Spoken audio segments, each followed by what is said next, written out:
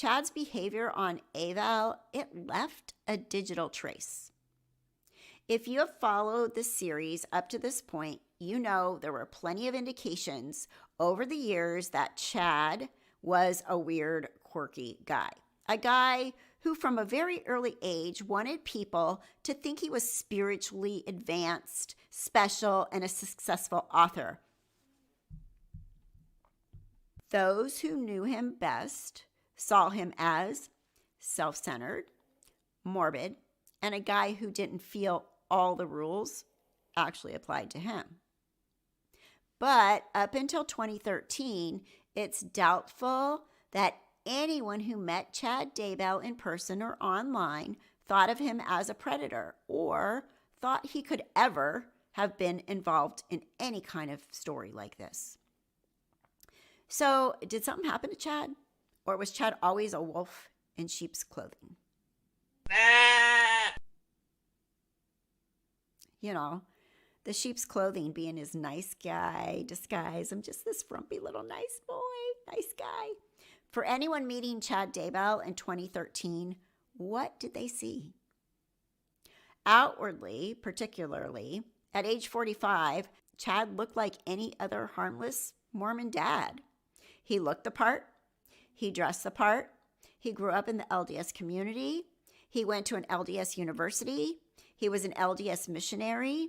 He married an LDS woman who in every way created a good Mormon backdrop for him, a well-ordered, clean home with 5 great kids.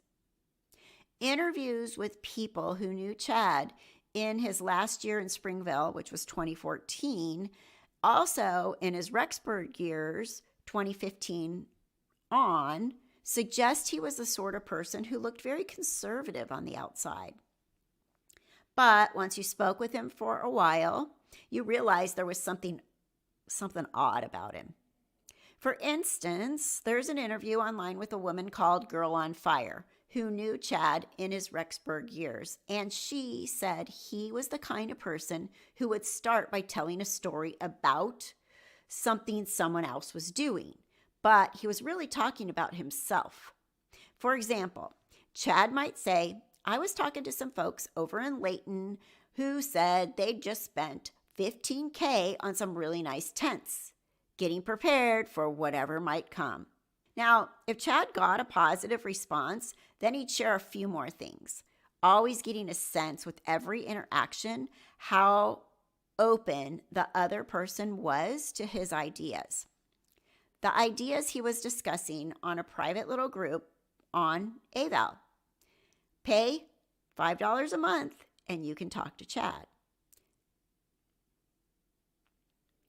So on eval, it's manipulation 101, sales techniques, also grooming techniques.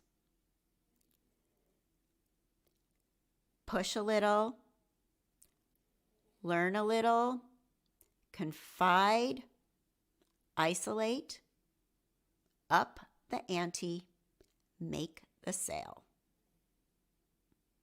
This is most likely how his friendship began with an attractive young housewife named Julie Rowe. And yes, we will have to talk a little bit about Julie Rowe. On the web forum eval, Julie Rowe has been sharing visions and prophecies that she claimed to have received after a near-death experience. Just an aside here, since Chad's arrest, there's been some he said, she said about who suggested Julie should write a book. Chad says Julie contacted him, and she said it was the other way around. He contacted her. Either way, however it went down, Chad liked what he read. In early 2014, Chad Daybell decided Julie was someone he wanted to get to know better. Hopefully, we've established in this series, Chad According to Chad, that at this point in his life, Chad was definitely aware of the money-making potential of near-death experience books and ebooks. And remember, his own publishing company had gone bankrupt in 2008. That was a big ego hit. So at age 46, with so much of Chad's ego being invested in his image, fantasy image, of being an author and a publisher, Chad wasn't exactly successful. Meanwhile, Cedar Fort Publishing, the publishing company he quit in 2004 in a huff, was extremely successful. It had been making a fortune off Visions of Glory since 2012. So Chad had a big chip on his shoulder and something to prove. Exactly at the time that he finds Julie Rowe on AVAL website, with her beautiful smile, long brown hair, and compelling visions of apocalyptic despair and destruction. Julie probably looked to Chad like an NDE success waiting to happen. Talk about a vision. So actually, early on, Chad told Julie, in a full waking vision, he'd seen her face and heard her voice in the year 2006, long before he ever heard her name.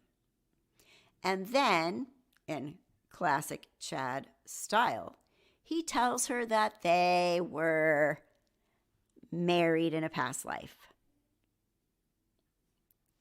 So if you learned anything about Chad, you know that's his pickup line. He has a history of telling women they've been married in a past life. So later on, when he hits on them, he can say it's not wrong or bad if they have sex because they're still married spiritually.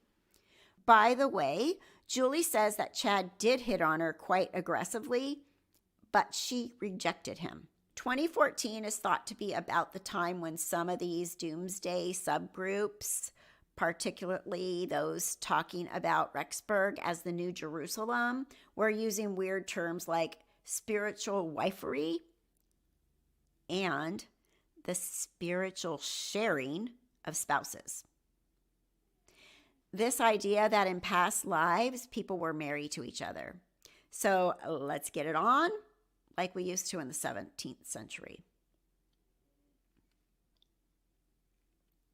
And pretty soon, Chad's talking about these ideas too, behind closed doors, claiming that his spirit tear allows him to see who people were in their past lives and who's dark and light and who can sleep with whom. Okay, more rabbit holes, of course, right?